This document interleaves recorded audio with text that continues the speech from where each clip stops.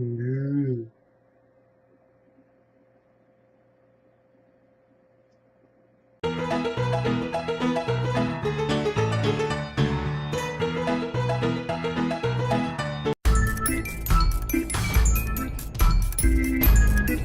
Hey everyone, talking about X-Men Apocalypse. X-Men Apocalypse. X-Men Apocalypse. So, X-Men Apocalypse, a lot of you are probably familiar with it. It's a pretty big deal kind of movie, I guess. Directed by Bryan Singer, who, he did The Usual Suspects, and he did two of the original series of X-Men films, so he's sort of been able to go through the arc of doing, like, the good movies to doing probably the worst. We're gonna get right into it. Things I like. I liked the Quicksilver scene. I liked Evan Peters as Quicksilver. I liked Lucas Till as Alex Summers or Havoc. And I like Michael Fassbender as Magneto. And that's about it.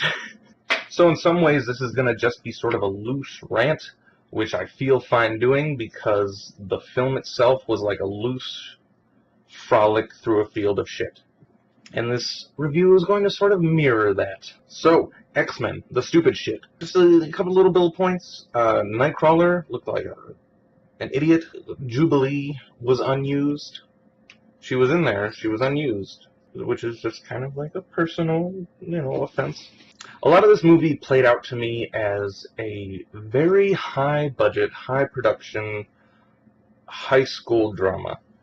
And I've even seen better high school dramas. And a lot of it is in the way the actors portrayed their character. They were all very special snowflakey. It's like they were trying to do acting. And I mean, that's the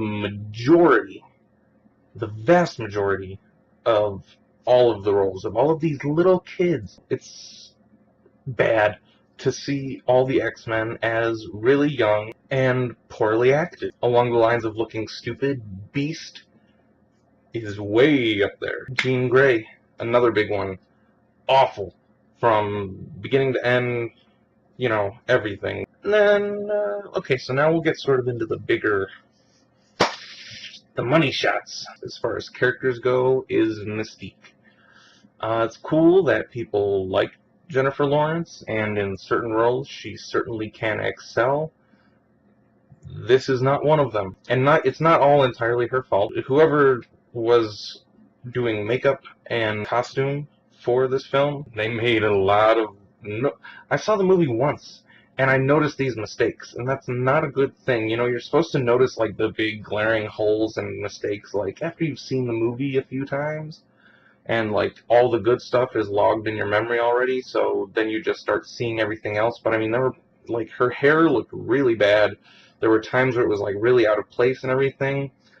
Like, it's just sad that 16 years ago, they did better on all of these costumes and makeup. So that's a quick thing to get her out of the way. Story of the film. If you tried to stand on it, you would fall right through. Apocalypse, back in Egyptian time, world ruler, master, and has, his guardians, the people on his side. And so he goes into this, this immaculate pyramid, and there's the thing, and, they do the chanting, and he tries to transfer himself into another mutant so that he can have their powers as well as keeping his, but he can stay young then. It would be interesting to know a little more about Apocalypse, his original powers, why people started following him in the first place, is kind of an important detail, I think. But we can let it go. We're seeing this film. It's an X-Men action film. We're going to go in. We're going to have fun. So he gets trapped because he gets betrayed by his followers. He gets locked away, and then these people come, and they find him, and he wakes up, and he's in this new world, and he sees everything, and he's like, I gotta rule this again, and I, gotta do it. So at one point in the film, through wacky means, Apocalypse gains a psychic connection with Xavier. Charles. So he gains this psychic connection with Xavier, and through that psychic connection, He was in Germany or something, and because he had this psychic connection with Charles, he knew where Charles was. And so, because of that, he was able to teleport smack dab by Cerebro. However, later in the film, once they have an even stronger psychic connection, he can't find Charles 20 feet away. One of the issues is when you do something on a global scale, and you, as Marvel, have established yourself as a universe. Even though it takes place in the 80s, you have to have a global amount of mutants. We know they're out there. Cerebro finds them. Of course it's silly to assume that every single mutant is going to come out and try to stand up for Earth. It's not that silly, though, because somebody's trying to destroy and take over the Earth. People are going to want to defend themselves. Some mutants are going to want to come out of the woodwork and do something. Not a lot, but some. And like I said, when you're doing something this big, they put themselves in this position by making it known that there are, like I said, that Marvel is a universe, that there are more people and mutants and everything within that universe, and that they exist at the same time that the events of this film are happening. Also, an extreme lack of villains. Apocalypse, for some reason, has his, like, 4 horsemen sort of troop going on. He has his 4 guardians, which help him, like, take over the world and keep him young and strong, etc., etc., etc. And Apocalypse, out of the kindness in his heart, is totally fine following this 4 guardian limit. And not only does he not go over 4 guardians, he also picks Angel. And they picked Angel out. Like, it wasn't like they came across him and he was down on his luck and was feeling kind of like bad that day, so they were like, hey, come with us, man. They picked Angel out. They could have picked apparently a wide range of mutants and went straight for Angel. And then, of course, he makes Angel's wings metal somehow. We just have to kind of accept that he can do it. He connected to Cerebro. He saw the breadth of mutants in the world. Why stop at 4?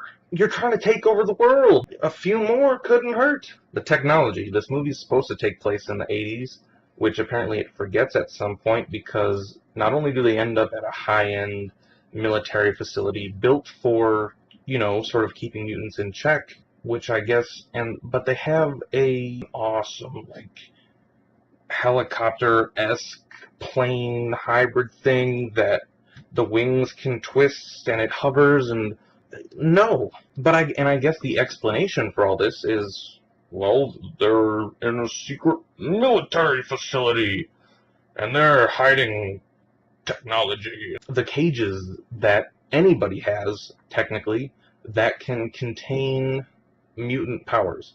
And it's not just a military thing, because in the bowels of pit-fighting Germany, they had a cage that inhibited mutant powers. So technically anybody can do this. The Magneto story arc, if you'd like to call it that, this was probably their biggest folly, honestly. There should be a job in Hollywood where somebody takes a script, goes through it. If you can find someone who's sort of familiar with the material, even better, like a fan of X-Men or something, and then he stops. Really? Really? And that is exactly how I feel about Magneto's story arc. So you have Magneto. The end of the last film, he says, "Mutants, join me! It is our time!" That whole thing. So the natural progression from that, of course, is to pull a Wolverine and become a mountaineer in a secluded cottage, have a family. We can sort of accept that, I guess. He's a factory worker, and he ends up saving someone's life using his powers. He lives in Poland, and, the people get scared because they're aware of the Magneto event. So they tell the police. And so the police steal their child. And I wish that was an exaggeration, but literally they go looking for the kid. She's not in her room, she's not in the backyard. They hear a scream, they hear their child scream, and then they have to follow that scream into the woods and find their child with a bunch of police. And of course, when you're a group of policemen who want to talk to a guy who lives alone in the middle of the woods, you steal his daughter to lead him out. So anyway, they go through the whole thing of, are you Magneto, blah, blah, blah, and he sort of gives himself up. He's like, just let my daughter go, everything will be cool. The daughter goes to the mom, he starts walking up to the police to get arrested. The daughter starts going nuts, and it turns out she's a mutant too and can, sort of control animals. So she starts having these birds attack the group of policemen. And the policemen have no metal objects on them. No badges, no guns. They're holding bows and arrows. 80s Poland. Why do they have bows and arrows at the ready? A report comes into the police station. We think we found Magneto. And they go, okay, we can't have anything metal on us. Grab the bows and arrows. So the girl is in the mother's arms, and they're having their emotional moment because Magneto's being sent away with the police, and the cops are being attacked, and there's one of the policemen with the bow and arrow, he's looses an arrow while being dopey. Looses an arrow, which hits Magneto's daughter. So he rushes over, he's like, no, not my babies. Excuse me, did you say babies? Did you say babies as in dose? The mother and the daughter die from a loose arrow. Really? Really? Even if this policeman had this bow at full cock, it still would probably not have enough force to go through the daughter and into the mother far enough to instantly kill her. I mean, they instantly died from this. What? What? So continuing with Magneto, later in the film, Magneto's part of Apocalypse's only 4 Guardians, and he's obviously the strongest of the 4. His job is to fuck shit up. He's easily the strongest of Apocalypse's Guardians. So naturally, when Apocalypse is trying to get Xavier's powers, he just kind of wants Magneto to not defend him and just kind of fuck shit up. And of course, when Apocalypse was, transferring his soul or his essence into another body, there was chanting to make everything go. When he was awoken again, there was chanting to wake him up. But when he's doing it at the end of the film, the thing just starts. No chanting needed. No chanting. So why? I feel like there's a lot more I could say. I really do. But basically, this film is just shit. It was shit. Psylocke fighting Beast rips through a huge piece of stone with her psychic whip, wraps it around Beast's neck. Totally okay. No!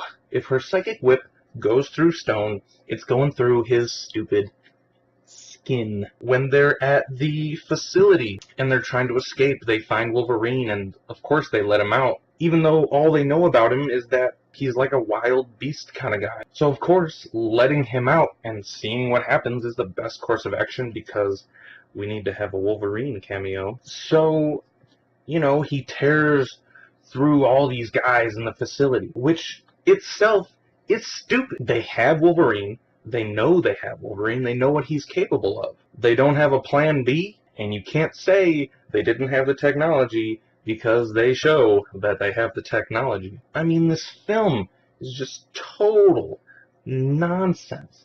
And if you're a parent and you take your kids to see this, cool. They'll probably enjoy it. But please, please, please have the decency then, if they're interested in this, to show them the 90s cartoon, to get them interested in comics, just so that they understand that this is not and should not be the norm. And then Stan Lee is in these films. That's one of the things, like, Stan Lee is in these films, and it's like, don't you at least have some pride about your work? Don't you want to see this final project and go, I don't know, guys. I don't know. I was going to give it 3 out of 10, but now I'm thinking about it. 2 out of 10. Easy. X-Men Apocalypse. Script. Fix the script.